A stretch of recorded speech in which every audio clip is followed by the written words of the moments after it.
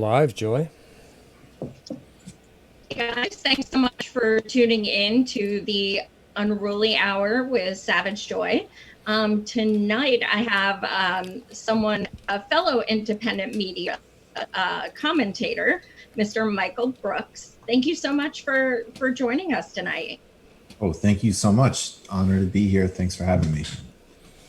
Absolutely. So you have your own show, Michael Brooks Show. You are a co-host of Majority Report, and then you have that with Jacko, which is like to me my spirit animal. I love interviewing people with Jacobin.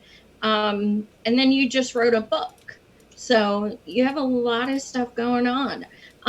First, let's hear about your book because it's pretty new. Yeah, it's called Against the Web, Cosmopolitan Answer to the New Right. And what I was trying to do was, I guess, specifically criticize some of these characters that were involved in what they called the intellectual dark web, people like Sam Harris. But more broadly, kind of make an argument for maybe a different way that the left could be more appealing to a bigger set of people, and kind of synthesize and think about some of the arguments people are having in a new way. And yeah, it's been out a couple of months, and people are liking it. It's selling pretty well. I feel, I think it's a really good book, and I'm proud of it, and I'm very happy with it. But it's not, it got published during the lockdown. Now we're in the wave of these uprisings. It is relevant in some ways, the way everything can be relevant, but it has definitely not been like a normal time to publish a book. Try to shoehorn into a depression pandemic and democratic uprising against police violence and murder. Absolutely. So what are some of your suggestions as far as being online and trying to appeal more, lack of a better term, appeal more to the right and kind of persuade them to see where we're coming from more?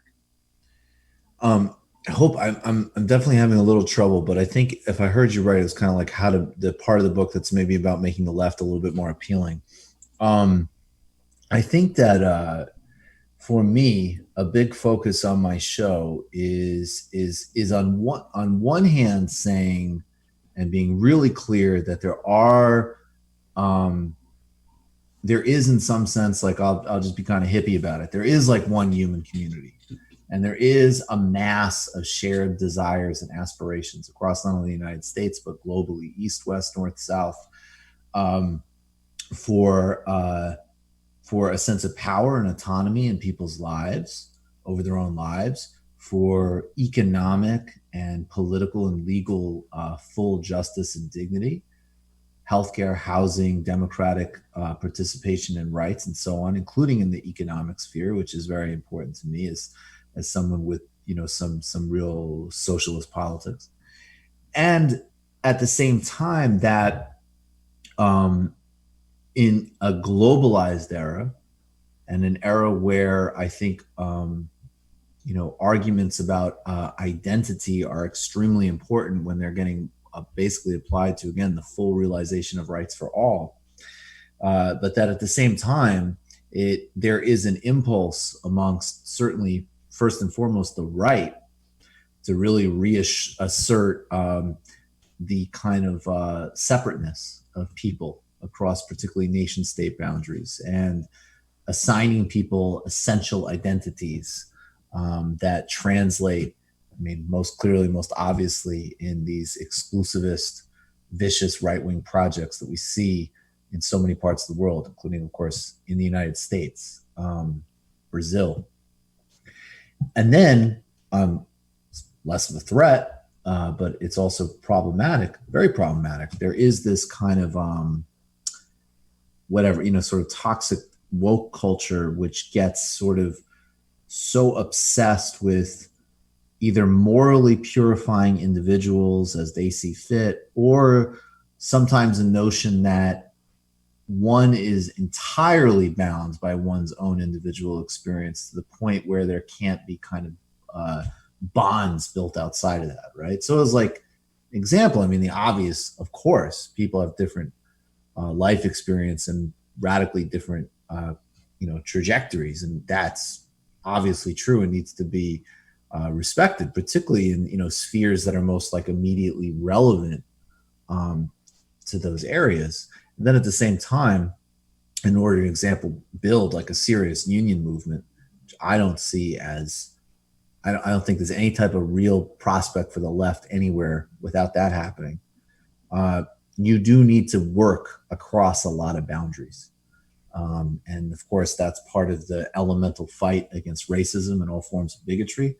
But it's also a tempering on, some people that approach politics as, with some of almost like not a fight for economic and legal justice, but almost like an attitude about creating like a small sort of zone for yourself.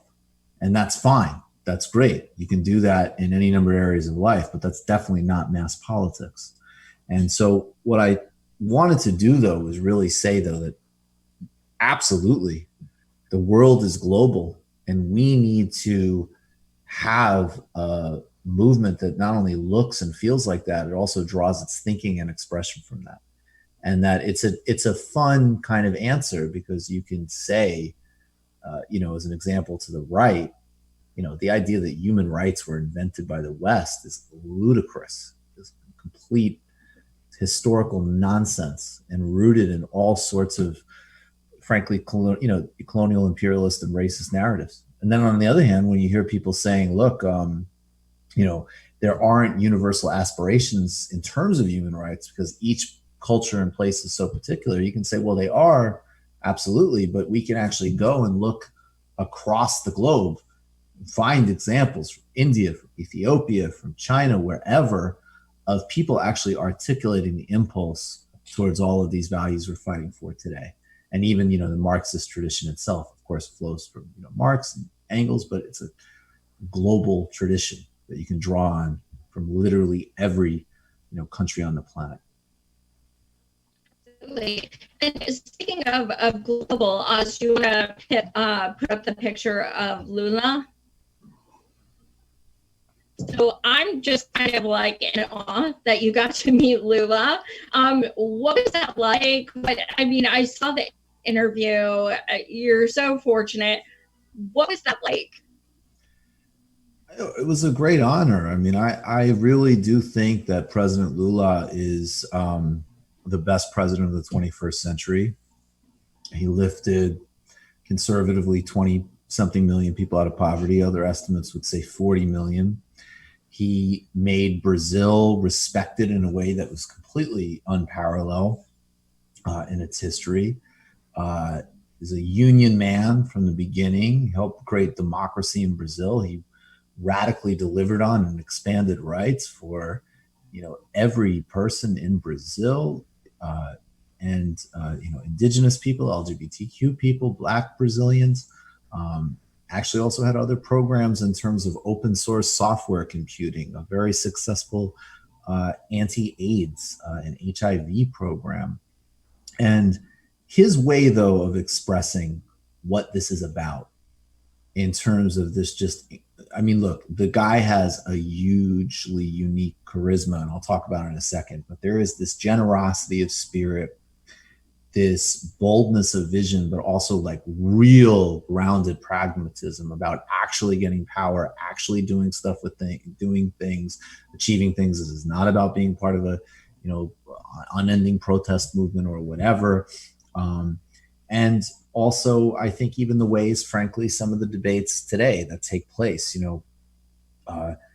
gives you a great and extremely healthy example of how to be totally committed to your country, deeply patriotic, but also have an absolutely global vision. This was a presidency that was negotiating with Iran, which, as he talked with me about, the United States hated, was helping build, medical facilities in Mozambique. There's that connection through, basically Portuguese speaking colonized world. This guy was an immense and incredible synthesizer who had the instincts and the intellect to understand a couple of blocks in Sao Paulo and how to organize it, and also the best strategies for, trying to make a much more democratic and justice-based world system. So I was sitting there in Sao Paulo, or at the Workers' Party headquarters, and it's really funny because, it's like so serious, but it's also, there is this kind of, it's kind of relaxed. It's like, all right, go up. We're gonna, President Lula is gonna come. We've got everything set up, and it's a great setup, and it's fascinating just even being in this part of Sao Paulo, and and checking out the headquarters of the Workers' Party. And then we realized, like, we've got this. I'm collaborating with my friends from Brazil Wire, and then we've got a great journalist from Telesur who we contracted to film it. But then, really nicely, basically, in addition to that, Lula is going to do a second interview after we're done with a station that is basically owned by a labor union. They said, you guys are also kind of, sympathetic, friends, whatever, so you can use the same setup that we have. And then there's a guy who I don't know if you've ever seen, and I can't believe that I'm actually, Jesus, I'm really tired. I'm literally spacing his name. But if you've watched any footage of Lula, you have seen this guy. He's got long black hair. He's on stage with Lula. He's taking pictures. He's filming. And if anybody's seen the Edge of Democracy documentary by Petra Costa on Netflix, a lot of that is his footage. So he's this incredible kind of media maven for every aspect of the Workers' Party. And we had just found out, or we found that actually later, that they were nominated for Best Documentary. So he's like, yeah, I'll help. Basically, he was involved in helping shoot it too, and taking pictures and everything. So that was amazing. And then, we're sitting there, and that's when I finally actually did start to get nervous at that point where you're just sitting in the room waiting for him to arrive. Because everything else is, it's like, we've been working on this for months, and I definitely, I had some relationships cultivated there, and there was a lot of communication and movement, but it was not confirmed, and then you got to get it confirmed, and then you got to get the ticket, and boom, boom, boom, boom, boom. It's happening very quickly. You're getting the translator, this incredible translator who's translated for Lula since the early 90s, and it was just amazing. And so we're sitting there, and the suit is on, and you're ready, and you got the questions, and the translator has and then all of a sudden Lula is going to be a little bit fashionably late. You're sitting there, you're like, oh shit, whoa. And the translator made fun of me a little bit. She was like, I can see your excitement. You're fiddling around with this thing, and and then it's like the guy comes in, he's like 5'6". And he's the same dude. He just, he goes in, he sees the little table, espresso. And then, there's these little like cheese ball kind of breakfast things that I don't remember what they're called in Brazil. Pops a couple of those in his mouth, and he walks over and he goes, you're Michael. He gives me a big hug. And I was just like, wow, man, it's far out. And then he sits down, and he tells you before the interview starts, he's like, how about this? There's no rules. You can ask me whatever you want. If I don't know, I don't know. How's that sound? And we were like, sounds great, President Lula. Boom. Did it, did another round of pictures after.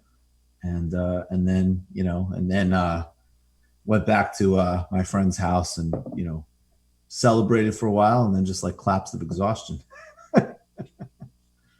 That's amazing. Yeah. I can kind of envision how beautiful he is. It kind of radiates, it really does. Speaking of other kind of global heroes, you recently had Nom Chomsky on, and he said something that was not exactly in character, and it watched it about 20 times. It's amazing.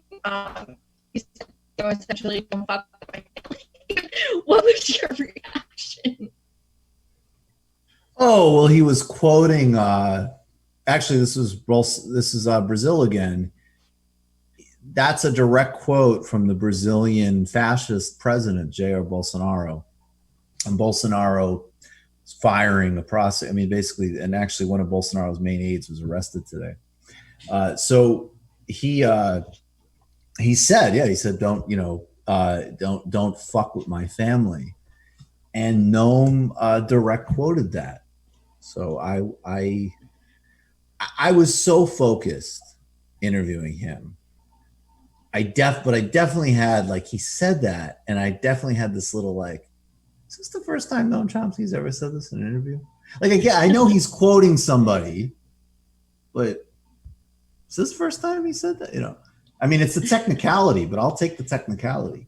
And then somebody, I don't remember their name, but somebody did a really funny, he cut it on Twitter as if, Noam was telling me not to fuck with his family. And that was, me being like, yeah, of course, Mr. Chomsky, like he's some mob boss. It was hilarious. Yeah. That's By the way, the man's name was Ricardo Stuckert, the filmographer for Lula. I just wanted to say that. Awesome. I was scanning through your Twitter, and this cracked me up because I've seen a lot of takes on this, but coming to America, that's kind of amazing.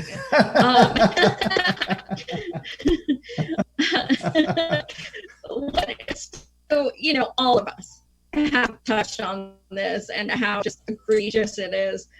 What was your initial thought when you saw this kooky theater? I mean, it's a lot. It's like,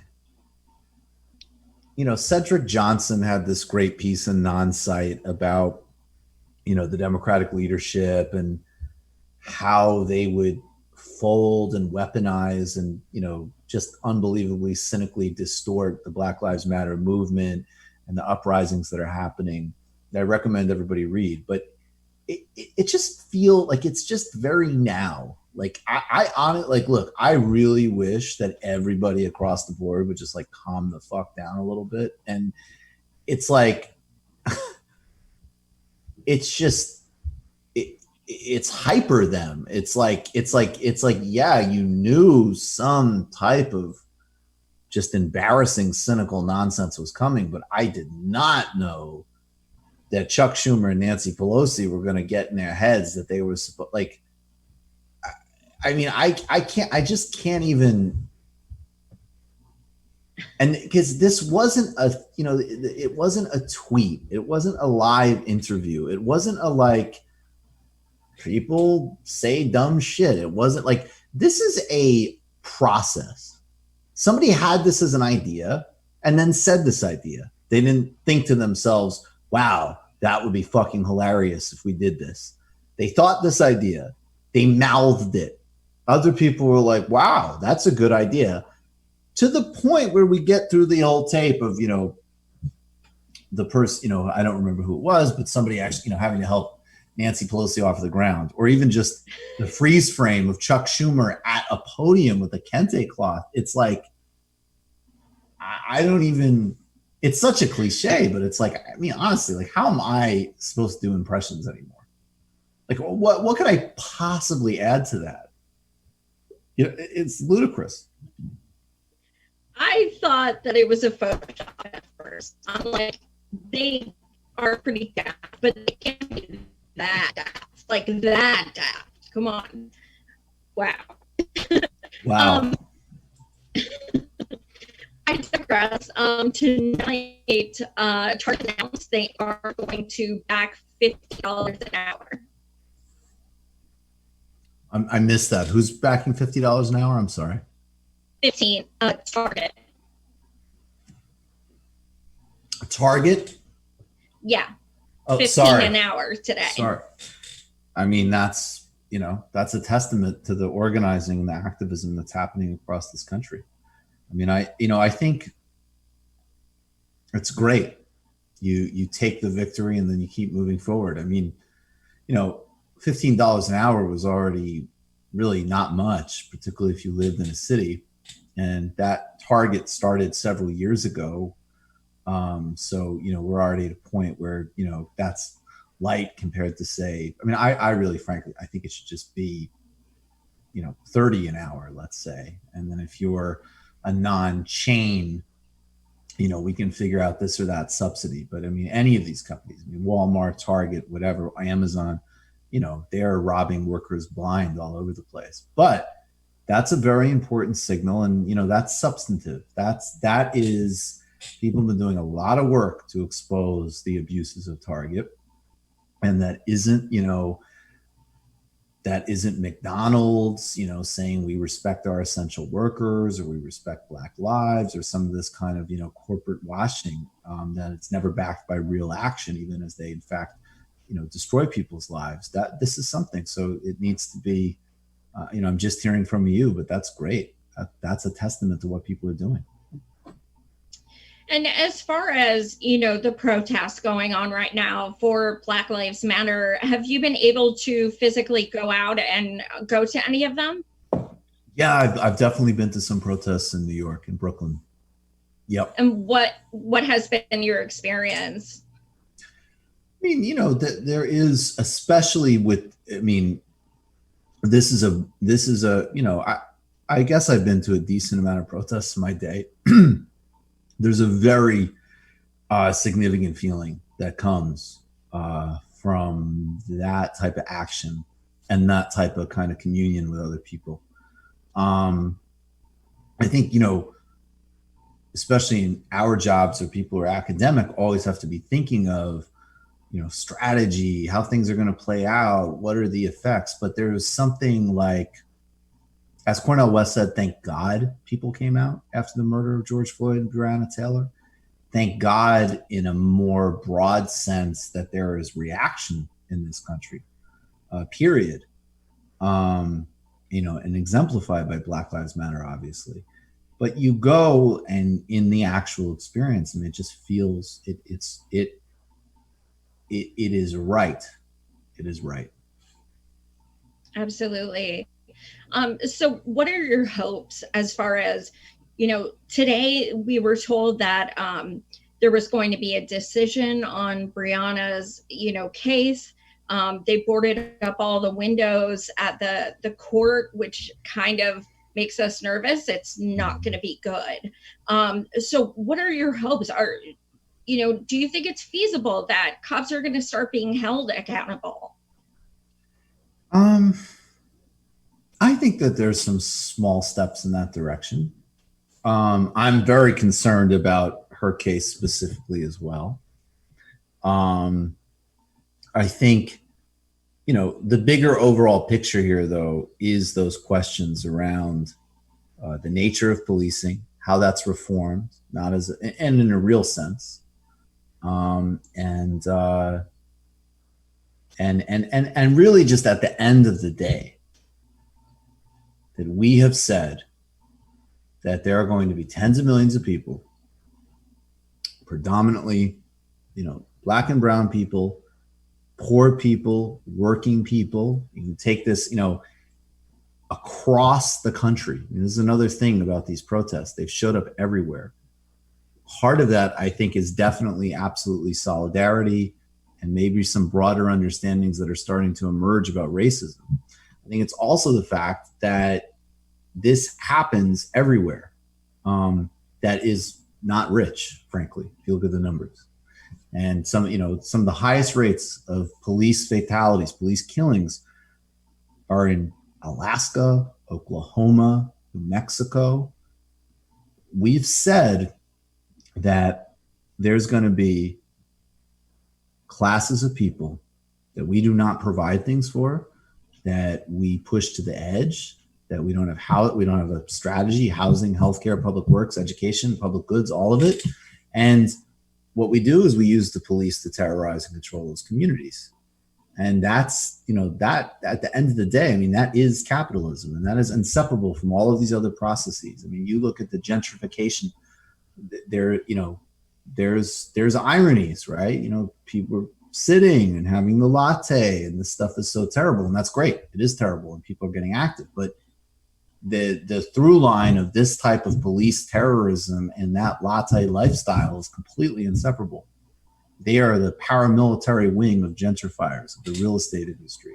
So all of these things are connected and need to be addressed systemically. So I guess in some ways, like, I think the enormous courage and vision and energy and understanding that people are showing in this movement is could not be more positive and could not be more important. I think there are some small shifts that are happening that are important. And then I think ultimately, like, all of these things get to the big, I mean, you know, it gets to, you know, all of the big issues. And so we've still got a long way to go. We do.